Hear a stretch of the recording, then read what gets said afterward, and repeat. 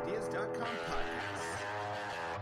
Good afternoon and welcome to another episode of InvestorIdeas.com podcast. Today's podcast is sponsored by Cannabis Swiss Corporation, trading on the OTC as CSUI, a fully licensed cannabis cultivation and distribution company in Switzerland for recreational tobacco products and medical CBD oils. Cannabis Swiss grows high-quality organic cannabis with sustainable all-natural principles, and the company's products are laboratory tested to ensure that the end users have access to a standardized, safe, and consistent product. Cannabis Swiss proprietary trademarked mold standard is a quantitative microbiology method for analyzing yeast and mold counts in harvested cannabis plants. And Cannabis Swiss proprietary trademark Cannamec is a method for quantifying and removing residual solvents during packaging and storage of CBD products. Cannabis Swiss Corporation currently sells via a distribution network of Swiss retailers and online shops under the retail brand Alpine Cannabis. In today's podcast, I'm going to be looking at a few public and private company announcements. So I'll be looking at PRMO Nutraceuticals Incorporated, trading on the CSE as PRMO and the OTC as BUGVD. Also looking at Wildflower Brands Incorporated, trading on the CSE as Sun and the OTC as WLDFF, as well as the Green Organic Dutchman Holdings Limited, trading on the TSX as TGOD and the OTC as TGODF, and also Cantrack Technology Incorporated. So first, starting with PRMO Nutraceuticals, who announced it's been issued a medical device establishment license from Health Canada. Now, the MDEL is a license issued to companies for activities of manufacturing, importing, and distributing and selling of all four classes of medical devices for human use in Canada. And these classes include nitrile gloves, N95 surgical masks, a KN95 mask, surgical gowns, respirators, and testing kits, to name a few. Now, the MDEL license is issued by Health Canada Regulatory Operations and Enforcement Branch based on the attestation that the establishment meets all of the HC's MDEL regulatory requirements. And during inspection by Health Canada, MDEL license holders must demonstrate to Health Canada that they meet the regulatory requirements attested to, having in place related medical devices that they intend to import or distribute and sell in Canada. So another company jumping into the MDEL sort of space. We've seen lots of different companies work on establishing some sort of sanitization or PPE program through COVID-19. Now you're seeing some of the companies actually go a little bit further than that, obviously getting their medical device establishment license and being able to sell and distribute those products. Great time and opportunity for that, obviously. Over the next few months, I would expect those sales to continue, and even over the next couple of years, you're probably going to still see a well-established market for medical devices, especially any of your masks or gloves or respirators and testing kits. So I do think this is a smart move on their part. Obviously, with this license now, they can move into that market a little bit easier, and again, there is going to be competition from other cannabis-based companies, but definitely is a nice feather in the cap to have that license from Health Canada and be able to fully enter that market. And I would expect to see a little bit more on this over the next coming months from PRMO. Next, looking at Cantrack, who announced today the company has signed a partnership with Psionic Mobile Corporation, a cloud-based digital commerce provider, to bring accepting CannaCard cashless payments in tens of thousands of national and regional retailers across the country. We couldn't be more excited to join forces with such a well-respected established mobile commerce company as Psionic to bring our user-friendly cashless payment solution to consumers nationwide, said Cannatrack Vice Chairman and CEO Thomas Gavin IV. Now, since the beginning of the COVID-19 pandemic, we've seen a significant increase in the popularity of cashless payments, and data is showing that the trend is only projected to continue. Offering CannaCard digital payments through an exclusive merchant network is the perfect solution for retailers who are shifting their strategy to fit the consumer demand for touch-free payments options. And our app-based system is simple to use, allows for retailers to interact with their consumers on various levels, including through our rewards platform, and offers a level of security to our users that cash simply cannot. Now, as a result of this partnership, small to medium businesses, retailers will now be able to activate the CannaCard payment solution through their existing point-of-sale systems using Psionic's 3-digit code checkout. And at large national retailers, consumers will have the ability to make contactless payments through the CannaCard mobile app. And users can now load funds onto their CannaCard straight from their banking accounts through the mobile app.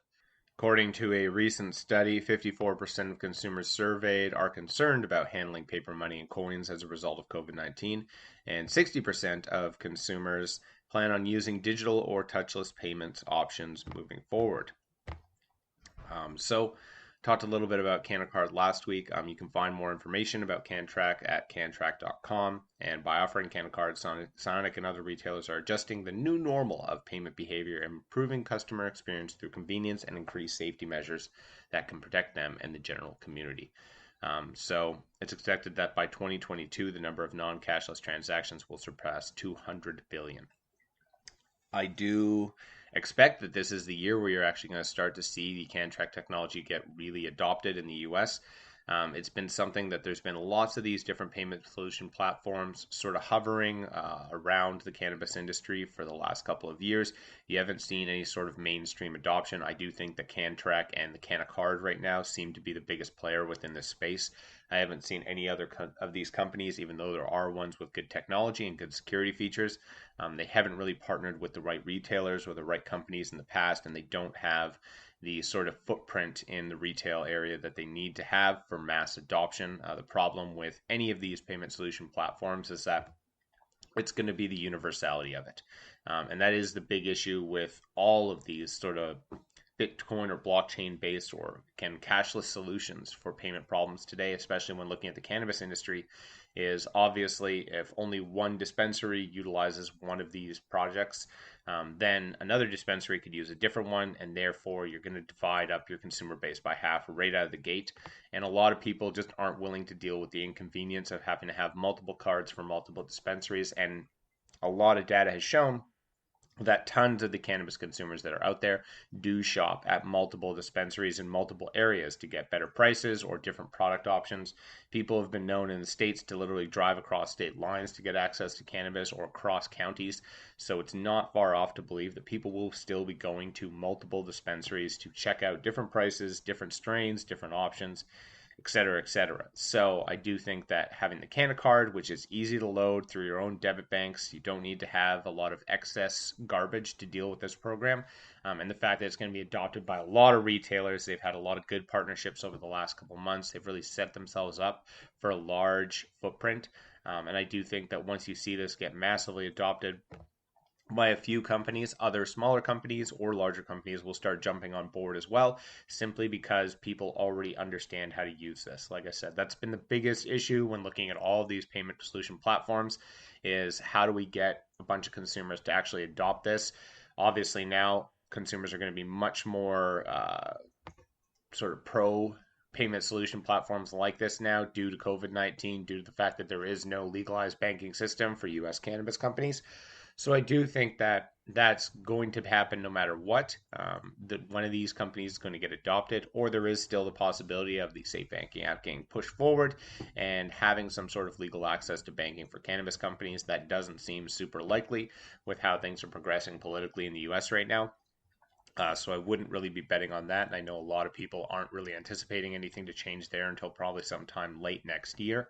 So for right now, I really do expect that the CannaCard, it's something to pay attention to over the next coming months. And really when you start seeing this get onboarded into different retail programs, hopefully we'll start to see again this gets spread very quickly, so we do have some sort of cashless solution for the US market, which I think will massively impact sales and overall sort of cannabis consumption in certain markets, as that is a big deciding factor for lots of consumers. Is if they have to pay in cash every time, that's going to definitely limit their amount of purchases as well as how often they're going to be purchasing.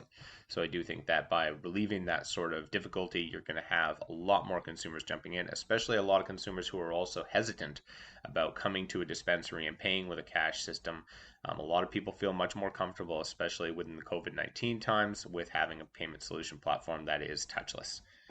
Next, looking at Wildflower Brands, who announced that Wildflower CBD products will soon be available in Canada after signing a brand license agreement with Rubicon Organics Incorporated. Now included in the launch are two of Wildflower's award-winning CBD topicals, the CBD Cool Stick and CBD Relief Stick, which are planned to be launched in Canada in the first half of 2021.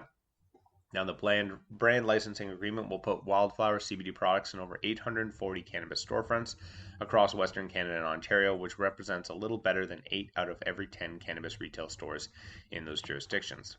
There is already a high demand for Wildflower CBD products in Canada, says Christian Wellino, the president, City Cannabis Co. of wholly owned subsidiary of Wildflower Brands. Now, we have customers asking about them almost every day, and this addresses a clear gap in the market, with topical products being the most underrepresented category in the market vis-a-vis demand.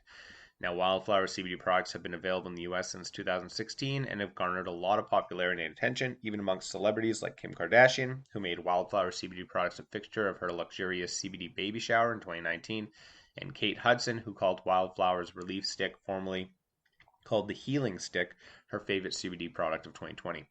Rubicon Organics is a perfect partner for us, explains William McLean, the CEO of Wildflower. They're only one of the top organic cultivators in Canada, and their focus on quality is one of the main values shared between our companies. So another U.S. brand coming into the Canadian market. Still seeing more and more of this. I would expect to see more and more of this over the next year or so. The U.S. market is still much better for product innovation than we are in the Canadian market, just due to regulation differences. So it's still going to be sort of the testing ground for lots of these brands to then spread out into international markets. I do think that's going to continue to be the easy game plan for lots of these companies until we see a big difference with federal policy in the US. Having this state-by-state system allows for a lot of trial and error for these companies, where they can jump into more lenient markets or more established markets and really test out these products, especially looking at California and Nevada. Great place for testing out these second generation products like topicals, edibles, any of these newer products, as the cannabis markets there are well established, the consumer base is consistent, and a lot of these consumers are now much more educated and well versed in cannabis products, which makes it an easier demographic to look at when you're actually testing these products out. Obviously, when we're looking at the Canadian market, there's only a few products available, so it's kind of a skewed reality when you launch a product into, for instance, Saskatchewan. If you're the only beverage in Saskatchewan, it turns out your beverage is going to sell. It turns out it's going to sell really fast, but that's not going to have any reality-based information on what consumers actually appreciated or didn't like about the product, why they were buying it, and what they maybe want different. So I do think that the U.S. will continue to be the state-by-state testing ground for most cannabis product development for the next couple of years, until, again, you see some sort of federal change in their cannabis policies. And also, I mean, smart for Wildflower to be coming in now. There is still a extreme lack of topicals for most markets, even in the US, and it's still a very underserved category, even though it's a very high demand category. The problem is product consistency and quality. And now you're starting to see that a lot of these companies have tested and developed these products. You have a lot of consumer feedback, you have celebrity feedback. So I do think that you're going to start to see more and more of the topicals show up. And hopefully for Wildflower CBD, they do a good enough job. It does seem to that they're focusing right away on Western and Eastern Canada, some of the larger, more populous cities as well as areas. So I do think that's a smart play on their part, as opposed to going for the easier markets of Alberta, Manitoba, and Saskatchewan, which are obviously well established with a retail footprint, but not as good on, again, their general cannabis consumer base, as well as cannabis education and demand. Lastly today, looking at the Green Organic Dutchman, who announced it's entered into an agreement with an established chocolatier for a new line of premium organic chocolates to be produced at its Valleyfield site. And as part of the portfolio expansion strategy, TGOD plans to launch a line of premium cannabis-infused products, and the new product line will be produced using high-quality Belgian chocolate, organic gourmet ingredients, and infused using Ripple's proven fast-acting cannabis technology. Now, as previously disclosed, considering capacity challenges and third-party processing, the company made the strategic decision to transform its licensed facility located in Valleyfield, Quebec, into a processing hub to support its expanding product portfolio. And in doing so, TGOD significantly reduced its reliance on third parties, gained more control over its processing activities, and improved agility and quality control. As we conducted a complete review of our operations, we saw opportunity to leverage Valleyfield and centralize our processing activities for 2.0 products.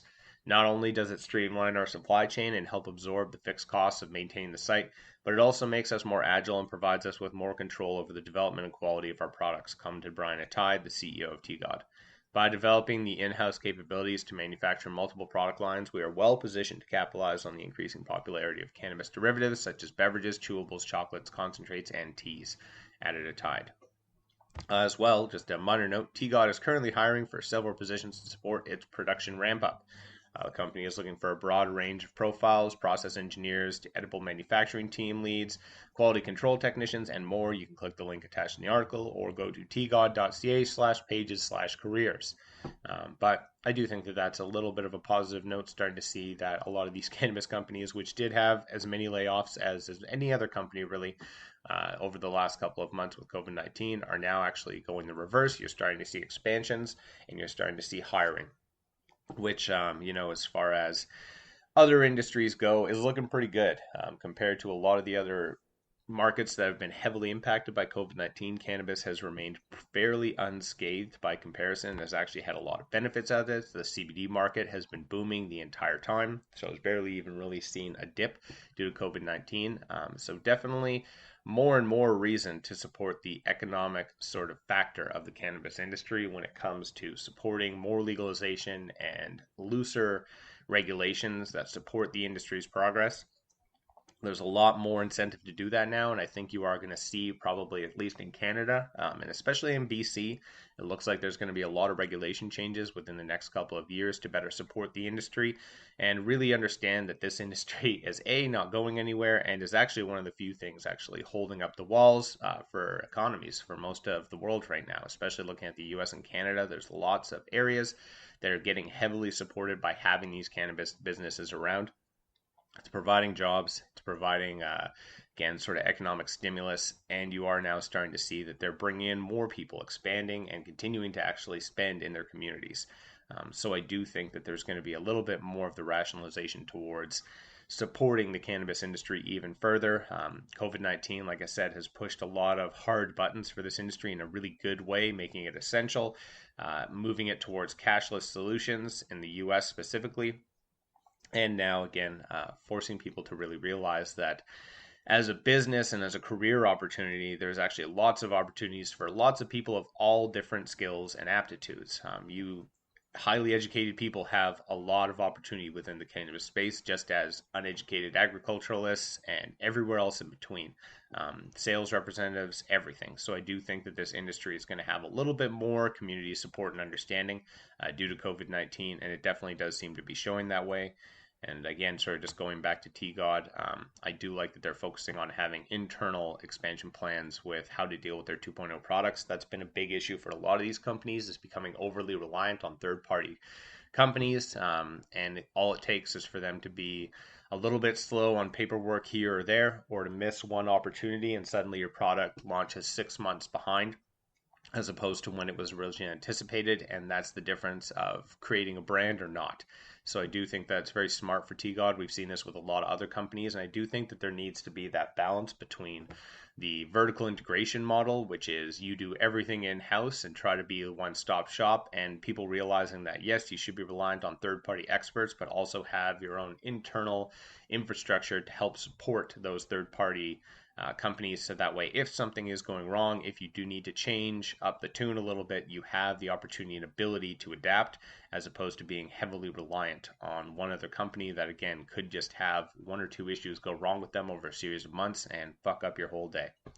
That's all for today's podcast. Once again, today's podcast was sponsored by Cannabis Swiss Corporation, trading on the OTC as CSUI, a fully licensed cannabis cultivation and distribution company in Switzerland for recreational tobacco products and medical CBD oils. The company's products are laboratory tested to ensure the end users have access to a standardized, safe, and consistent product, and Cannabis Swiss Corporation currently sells via a distribution network of Swiss retailers and online shops under the retail brand Alpine Cannabis. That's all for today's podcast. Podcast is now a certified word trademark on the blockchain through Cognate Incorporated CM certification. InvestorIdeas.com podcasts are also available on iTunes, Spotify, Google Play Music, Stitcher, iHeartRadio, Spreaker, and TuneIn. If you'd like to be a guest or sponsor of this podcast, please contact InvestorIdeas.com. Investor Ideas reminds all listeners to read our disclaimers and disclosures on the InvestorIdeas.com website, and this podcast is not an endorsement to buy products or services or securities. Investors are reminded that all investments involve risk and possible loss of investment. Investor Ideas does not condone the use of cannabis except where permissible by law. Our site does not possess, distribute, or sell cannabis products.